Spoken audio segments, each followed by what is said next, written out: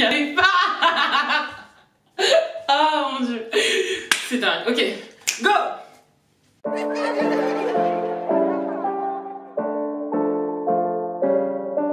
Bonjour à toutes et à tous, j'espère que vous allez bien. Je vous souhaite la bienvenue sur cette chaîne YouTube gourmande. L'idée à travers cette chaîne est de partager avec vous des recettes, des astuces, mais aussi de vous montrer à quel point la pâtisserie mérite d'être décomplexifiée. En réalité, j'ai commencé à pâtisser il y a à peine 6 mois de cela et depuis, je n'arrive pas à m'arrêter.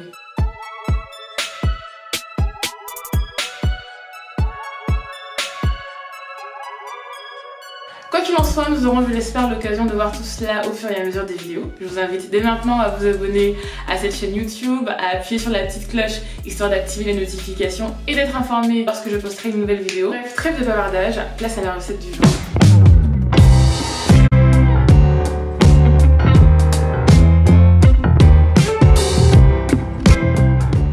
On commence avec la liste des ingrédients des petits gâteaux qui est également disponible dans la description de la vidéo.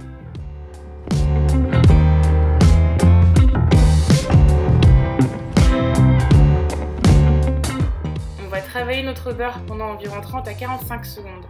Que ce soit au fouet électrique ou à la maryse, l'essentiel est qu'il soit travaillé, ramolli et bien blanchi.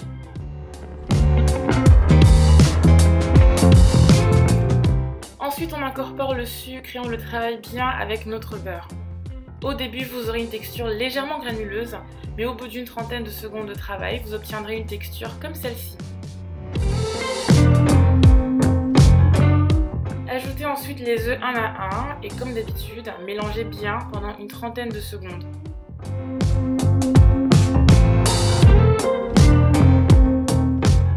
Dès que vous sentez que c'est suffisamment mélangé, vous allez progressivement incorporer la farine à votre pâte. Généralement, je la mets en deux temps. Je mets une première moitié, je mélange et ensuite je rajoute la deuxième moitié et je mélange à nouveau. Alors le bicarbonate alimentaire est facultatif, mais il est vraiment pratique car il donnera une texture plus moelleuse et aérienne à votre gâteau. La crème liquide contribuera à rendre la pâte beaucoup plus onctueuse, mais si vous n'en avez pas, ce n'est pas grave, vous pouvez très bien substituer avec du lait. Pour parfumer ma pâte, j'ai mis de la vanille, de la fleur d'oranger et de la noix de muscade.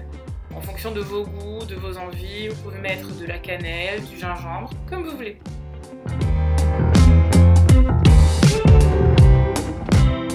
Vous allez continuer à mélanger votre pâte jusqu'à ce qu'elle ne soit ni trop liquide, ni trop compacte.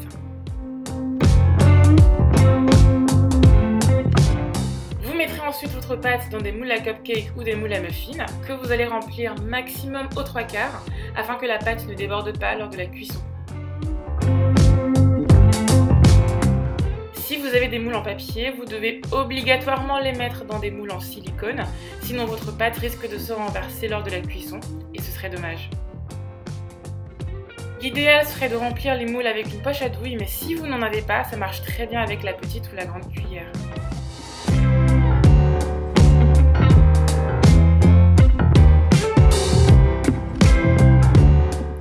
Pendant que les cupcakes refroidissent, nous passons à la préparation du glaçage, dont vous retrouverez les ingrédients en barre de description de la vidéo. Comme lors de la première étape du gâteau, nous allons travailler notre beurre mou pendant une trentaine de secondes. Vous allez ensuite incorporer le sucre glace en 2 ou 3 fois, en prenant soin de bien mélanger entre chaque ajout.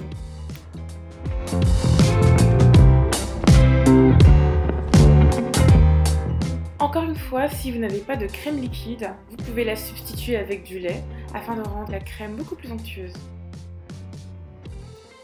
J'ai mis de l'arôme vanille, mais vous pouvez parfumer au goût de votre choix, mettre de l'arôme fraise, du cacao, des noisettes, comme vous voulez. Notre glaçage est prêt à l'emploi. Si vous désirez le décliner en d'autres couleurs, vous allez devoir le répartir et colorer chaque portion de glaçage. Vous pouvez utiliser du colorant liquide, en gel ou en poudre, et le dosage dépendra de la couleur recherchée.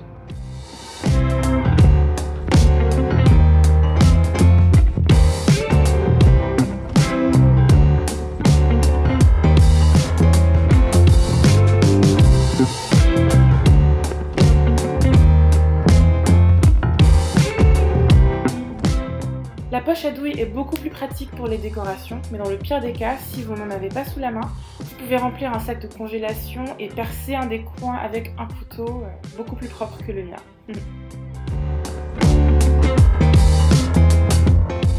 Comme je le disais en début de vidéo, cette recette est également disponible sur le blog et en fin d'article, vous retrouverez la liste du matériel que j'utilise ainsi que des liens pour les achats.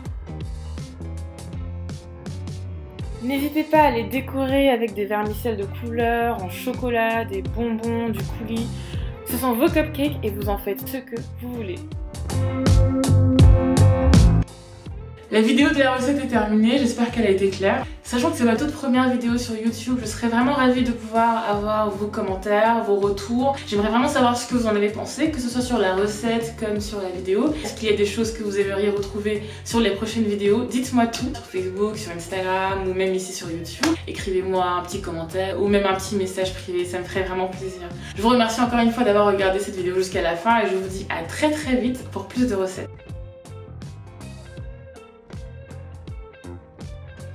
Bonjour à toutes et à tous, pourquoi tu cries? Pourquoi tu cries? Je vous invite dès maintenant à vous abonner à ma page, à appuyer sur la petite cloche histoire d'être...